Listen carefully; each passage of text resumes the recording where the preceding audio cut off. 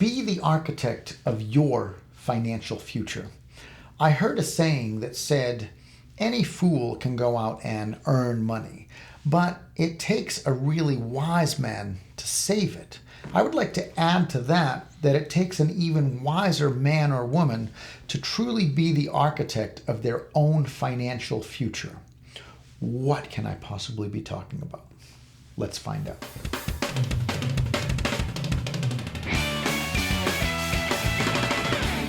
I like to build things. I like to work with my hands. I've kind of always been like that. Even when I was a really little kid, 7, 8, 9 years old, my dad would be working in the garage, and I would always find something to keep myself busy, right? He'd be working on a car or fixing a tool or whatever he was doing, and I would have to find 2 boards of wood and somehow screw them together to feel like I was building something and making something. As I travel around the world, I learned that, people have different methods of building, right, around the world. We've got kind of like one way we build homes and buildings right here in the United States, but in Europe it's been very different. And I've always admired both European and Greek architecture like crazy. It's kind of my favorite, the arches and the columns and the terracotta roofs and just the old worldness of it I've always really enjoyed. In learning about architecture and being a builder myself who's built his own home, I came to find some similarities in the way that you would build a home or any building for that matter, and the way you may build your financial empire. In other words, in both cases, we have to be the architect. We have to design, right? But most people aren't really designing their financial future. They would put more effort into redesigning a bathroom renovation. When it came to building and finances, I realized that the working class tend to build wealth by labor, right? Just hard work, sweat of their brow, whereas the wealthy build it by structure. And that's what I want to talk about today. That structure. So when you are traveling through Europe, particularly Greece, one of the things that you're going to see, and you see this, in Italy and Rome, you see these Parthenons, right? These buildings that have this incredible foundation. It's just like the thickest, strongest foundation, made of stone or concrete that you've ever seen. When you're building a house, that's the basis for the whole house, is the foundation. Now, on the East Coast where I'm from and where I grew up, they'll pour a foundation and it usually ends up being your basement, right? Your basement is your foundation. On the West Coast and here in Las Vegas where I live most of the time is slabs. They'll pour these slabs, and those slabs are not as thick and not as, crazy design, but they are the foundation of the house. And that slab has to be perfect. It has to be able to support the structure that is going to be on it. In Europe, instead of framing like we do here in the US, we're going to stick build a house, right? We're going to frame it up with 2x4s and 2x6s. You've all driven by a new neighborhood going up and see these plywood structures going up with 2x4s. My father likes to call them plywood cities, right? In Europe, they build columns, a lot of columns. They will literally pour a column or fashion a column out of stones. And you have these buildings called Parthenons. And what it is a, super stable foundation with these stone or concrete columns, and then also a stone or concrete roof, right? Their roof over everything. What's the roof doing of that building? Well, it's protecting everything that's underneath it. It's protecting everything inside.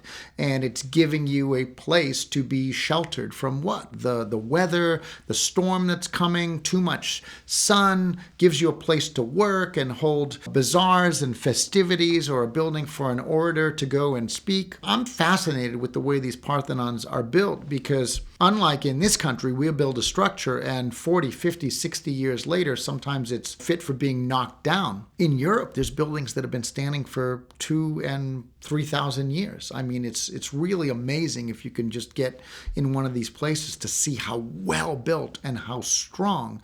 And it's because they have the 3 basic parts that they need to have. So today, what I wanted to do was kind of give you my definition of how a Parthenon relates to how the wealth build using structure. So I'm going to pull out just this piece of wood here. This simple block of wood is going to represent the foundation of our building, right? And what might a foundation have? A foundation should have two or three basic parts. When I was a kid, one of the things that I did that set me off, I think, on the right path financially was saving money. Maybe at times you'd get accused of being too frugal or too cheap or having the money but still not wanting to spend it. But recently I did a talk on this, and saving money is really just kind of the underlying program that's just going that allows you to do everything else you have to do. I saw this interview very recently with Charlie Munger, and one of the greatest investors of all time, partnered with Warren Buffett in Berkshire Hathaway. And Charlie said, people mostly, they just break the number one rule. Well, what's the number one rule? Whether it's your household or your business or anything, it's don't spend more than you earn. What is he saying there? You have to save. You have to save your money. So in a foundation, if this is our foundation, then saving would be right at the root of it, right? What might be next would be budgeting, because if you save money, it gives you the opportunity to do the right things with your money. We call that budgeting, right? Having, every dollar has a place where it needs to go. And then that allows us to do the next thing, which would be investing for our future. If you save enough money and you're budgeting, putting the money into the right buckets, then hopefully you've built up enough that you can invest. And we call that putting our money to work for us. I call it making money while I sleep. Sometimes in a house, we have a good foundation, but we might only have one pillar, right? So one pillar might look like this, just one pillar. The problem with one pillar is you might be living in a house. Maybe it is just you. Maybe it's just you and your pets. Maybe it's you and your wife, or you, your wife, and your kids. But one pillar, sometimes, especially in today's day and age, with inflation being what it is and the cost of living being what it is, it doesn't seem to be enough. It doesn't seem to be stable. I've always believed in creating pillars of income, just like the Parthenons have many pillars supporting that roof. One pillar is okay, but it sometimes doesn't appear to be really readily enough to play this balancing act with our roof, right? Our roof is what? It's our secure future. It's what's protecting everything underneath. And this doesn't seem to be a very stable structure. So what we might find in a modern society is a two-income household. Maybe we have two pillars. Maybe you work, maybe your roommate works, maybe you work and your wife or husband work, and you've created this sort of a structure, which is better. But let me ask you this, as far as stability, has anyone ever wanted to sit on a two-legged stool? Not really. It doesn't seem to be the best thing and the most stable. Even though it appears that it's going to be perfectly fine, it doesn't really take too much to make that structure disintegrate. What the Europeans and Greeks have known for thousands of years is the more pillars you add, then the stronger the structure becomes, right? So I'm going to just kind of do a little Parthenon here, and I'm going to put my roof back on. Now we see that this here is a lot stronger, and this is a more stable structure. So what I'm looking at here is I'm looking at a foundation, and I'm looking at what I call pillars of income. So what is a pillar of income? A pillar of income for me might be my job. I own a business, so sometimes I go to that business and deal with that business. I have some investments that maybe pay a dividend. That could be another pillar of income. I have real estate that's paying rents, right? So boom, I'm getting some rent money. That could be another pillar of income. I write books, so those books are selling, and boom, that's another stream of income that's supporting what? My financial future. That's what the roof is. The roof is just your financial future. It's what's protecting everything, right? For some people, their roof, their financial future might be that their house is paid off. I don't have to worry about that. I feel safe. I've got my roof over my head. It might be that they have money in a retirement, right? They have a Roth IRA and some retirement money growing. Maybe they have the kids' college is paid for, and they know they don't have to worry about that. Or they have a nice little nest egg. Maybe they own a couple of properties, and those are paid off. That is the roof over their financial structure. So really, you have to start out with a good foundation. You have to maybe build some good pillars of wealth, And then you have to have your good, secure financial future. And that's going to involve a nice nest egg, good savings, maybe some of your larger things or all are paid off by the time you get to a certain point in your life. The reason why the foundation is so important is because, like, nobody wants even one pillar to fall. Because if that foundation starts to crack, then what happens? Your whole world could come down.